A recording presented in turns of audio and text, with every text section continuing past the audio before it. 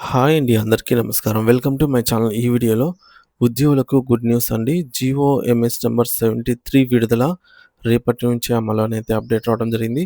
So, దీనికి సంబంధించిన పూర్తి వివరాలు ఈ వీడియోలో తెలుసుకుందాము.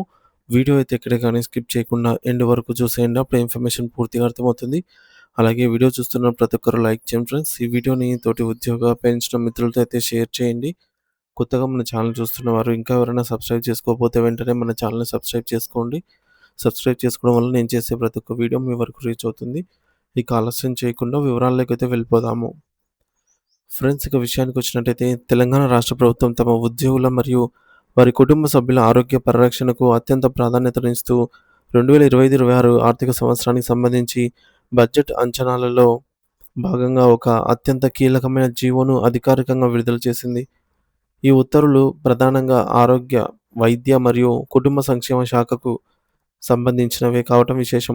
సాధారణంగా బడ్జెట్ అంచనాలు అంటే వచ్చే ఆర్థిక సంవత్సరంలో ఏ ఏ పథకాలకు ఎంతెంత ఖర్చు చేయాలి అని చెప్పి ప్రభుత్వము ముందస్తుగానే వేసుకునేటటువంటి ఒక సమగ్రమైన లెక్క.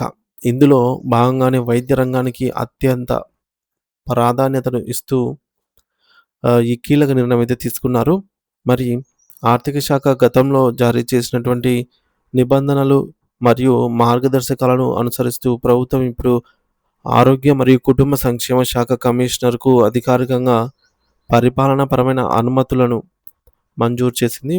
పరిపాలనా అనుమతి అంటే ఒక నిర్దిష్ట పథకం కోసం కేటాయించిన నిధులను ఖర్చు చేయడానికి ప్రభుత్వం ఇచ్చే చట్టపరమైన అనుమతి అని అర్థం చేసుకోవచ్చు. మరి ఈ అనుమతి లభించిన తర్వాత ఆ శాఖ అధికారులు ఆహ్, విత్ నగదు నిధులను కూడా డ్రా చేసి పనులను ప్రారంభించడానికి అవకాశం అయితే ఉంటుంది. మరి ఇది గత ప్రక్రియలో అత్యంత కీలకమైన దశ.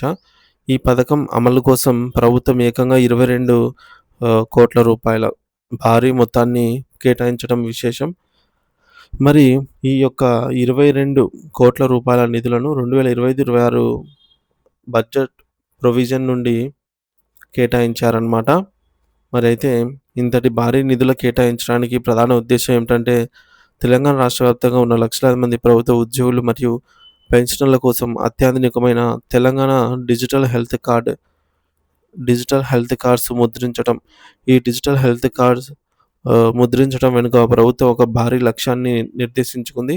కేవలం కార్డులు మాత్రమే ఇవ్వడమే కాకుండా ప్రతి ఉద్యోగికి ఒక నిర్దిష్టమైనటువంటి ఆరోగ్య గుర్తింపును కల్పించడం దీని ప్రధాన ఉద్దేశ్యం.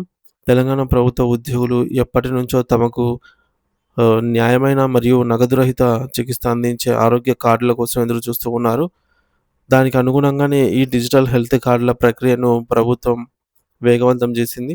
డిజిటల్ హెల్త్ కార్డ్ అంటే కేవలం ఒక ప్లాస్టిక్ కార్డు మాత్రమే కాదు. ఇందులో ఉద్యోగి యొక్క పూర్తి ఆరోగ్య చరిత్ర, వారు గతంలో పొందిన చికిత్సలు మరియు వారి ఆరోగ్య పరిస్థితికి సంబంధించిన సమాచారం డిజిటల్ రూపంలో నిక్షిప్తమై ఉంటుంది. దీనివల్ల ఉద్యోగి ఏ ఆసుపత్రికెళ్ళినా వైద్యులు తక్షణమే వారి హెల్త్ కార్డులను పరిశీలించి సరైన చికిత్స అందించడానికి వీలవుతుంది. మరి ఈ నిధుల విడుదలకు మరియు పరిపాలనా అనుమతులకు సంబంధించి జీవో నంబర్ 73ను ప్రభుత్వం నిన్న అనగా 17వ తేదీ నాడు విడుదల చేయడం జరిగింది. మార్చి నెల అనేది ఆర్థిక సంవత్సరం ముగింపు సమయం కావడంతో వచ్చే ఏప్రిల్ నెల నుంచి ప్రారంభమయ్యే కొత్త ఆర్థిక సంవత్సరానికి సంబంధించి సమస్యలన్నీ సజావుగా సాగాలని ప్రభుత్వం ముందస్తుగానే ఈ ఉత్తర్వులు జారీ చేసింది. ఈ తేదీ మరియు జీవో నంబర్ అనేవి ప్రభుత్వ రికార్డులలో అత్యంత ప్రాముఖ్యత కలిగినటువంటివి. ఇవి భవిష్యత్తులో నిధుల విడుదలకు మరియు పంపిణీకి ప్రాతిపదికగా నిలుస్తాయి. ఈ 22 కోట్ల రూపాయల వ్యయంతో ప్రింట్ చేయబోయే డిజిటల్ హెల్త్ కార్డులు అత్యాధునిక భద్రతా ఫీచర్లతో కూడి ఉంటాయి. అంటే ఈ కార్డులను తారుమారు చేయటం గానీ, నకిలీ కార్డులు సృష్టించడం గానీ అసాధ్యం. మరి దీనివల్ల ప్రభుత్వానికి జవాబుదారీతనం పెరుగుతుంది. మరియు నిధుల దుర్వినియోగం కాకుండా కేవలం అసలైన లబ్ధిదారులకు మాత్రమే వైద్య సేవలైతే అందుతాయి. రాష్ట్ర వ్యాప్తంగా ఉన్న వివిధ విభాగాల ఉద్యోగులు, ఉపాధ్యాయులు మరియు పోలీసు సిబ్బంది వంటి వారందరికీ ఈ కార్డులు పంపిణీ అయితే చేయనున్నారు. ప్రస్తుతం ఉన్న సమాచారం ప్రకారం ఈ జీవో విడుదల కావడంతో ఇకపై డిజిటల్ హెల్త్ కార్డుల ముద్రణ ప్రక్రియ యుద్ధ ప్రాతిపదికన ప్రారంభం కాబోతోంది. అంటే త్వరలోనే ప్రభుత్వ ఉద్యోగులందరి చేతుల్లోకి స్మార్ట్ హెల్త్ కార్డులు రాబోతున్నాయి. ప్రభుత్వం కేటాయించిన గడువులోగా మరియు కేటాయించిన బడ్జెట్ లోపల అత్యున్నత నాణ్యతతో ఈ కార్డులను సిద్ధం చేయాలని commissioner of health and family వెల్ఫేర్‌కు స్పష్టమైన ఆదేశాలైతే అందాయి. ఈ ప్రక్రియ పూర్తయిన వెంటనే కార్డుల పంపిణీ కోసం ప్రత్యేక పోర్టల్ లేదా యాప్‌ను కూడా ప్రభుత్వం అందుబాటులోకి తెచ్చే అవకాశం అయితే ఉంది.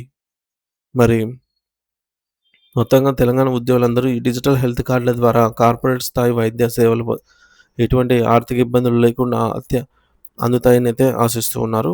మరి గతంలో ఉన్న కార్డులతో కొన్ని ఆసుపత్రులలో ఎదురైనటువంటి సాంకేతిక ఇబ్బందులను తొలగించడానికి ఈ కొత్త డిజిటల్ వ్యవస్థ ఎంతగానో దోహదపడుతుంది. ప్రతి ఏటా బడ్జెట్‌లో వైద్య రంగానికి నిధులు పెంచుకుంటూ పోతున్నటువంటి ప్రభుత్వం నేరుగా ఉద్యోగుల ఆరోగ్యానికి సంబంధించిన కార్డుల కోసం ఇలా 22,00,00,000 కేటాయించడం పట్ల ఉద్యోగ సంఘాలు హర్షం వ్యక్తం చేస్తున్నాయి.